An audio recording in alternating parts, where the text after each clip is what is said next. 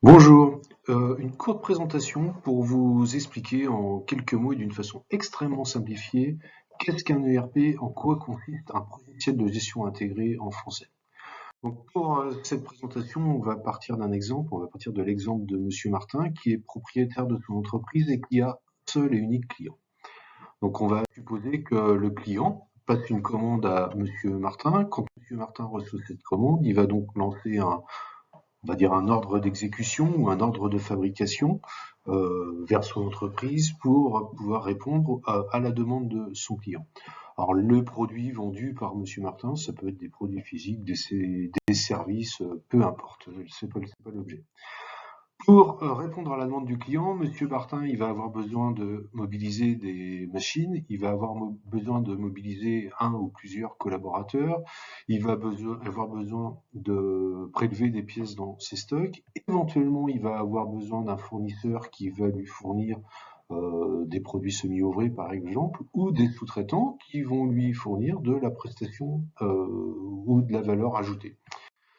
Monsieur Martin, à partir de tout ça, il va pouvoir donc fabriquer son produit ou son service, livrer son client, le facturer et en échange de quoi, bien entendu, le client va payer Monsieur Martin.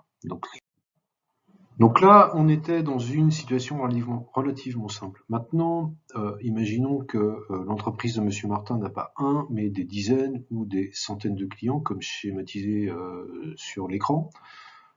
Et que ces clients passent des commandes à travers des applications mobiles, à travers sites de e-commerce, envoient des commandes via mail ou une plateforme EDI ou à travers des plateformes d'achat en ligne type Amazon ou Cdiscount.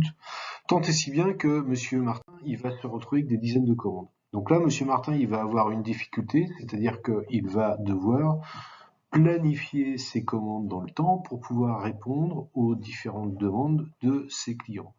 Donc, monsieur le client, sur tel ou tel laps de temps, je serai à même de livrer votre produit ou de livrer le service que vous m'avez commandé.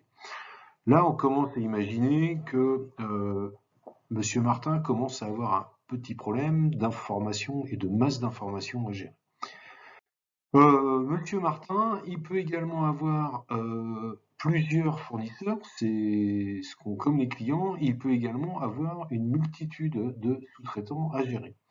Donc là, la problématique, elle est d'autant plus importante.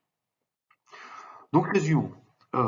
Monsieur Martin, propriétaire de son entreprise, a des dizaines, voire des centaines de clients. Ces dizaines ou ces centaines de clients passent des commandes à Monsieur Martin à travers des canaux aussi divers que variés.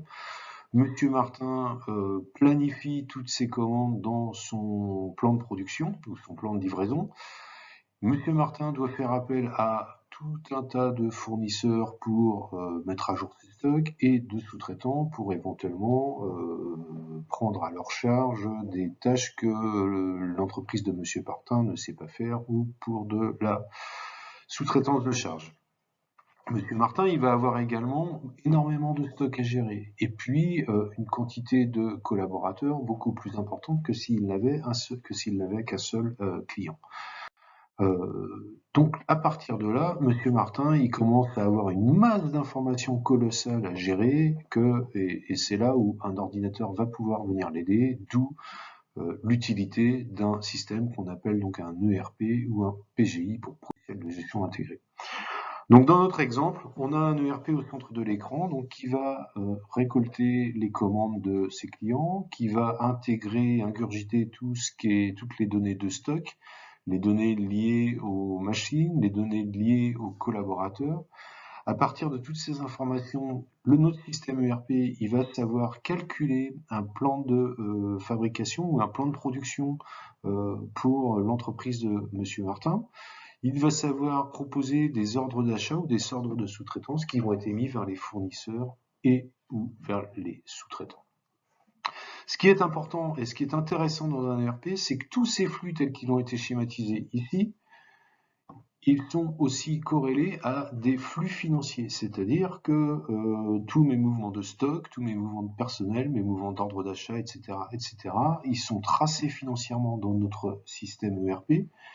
Et surtout, Ce traçage financier, ça va me permettre d'avoir un suivi en temps réel d'indicateurs sur des notions de chiffre d'affaires, de valorisation ou de dépréciation de stock, sur des notions de productivité, des notions de notation fournisseur, etc.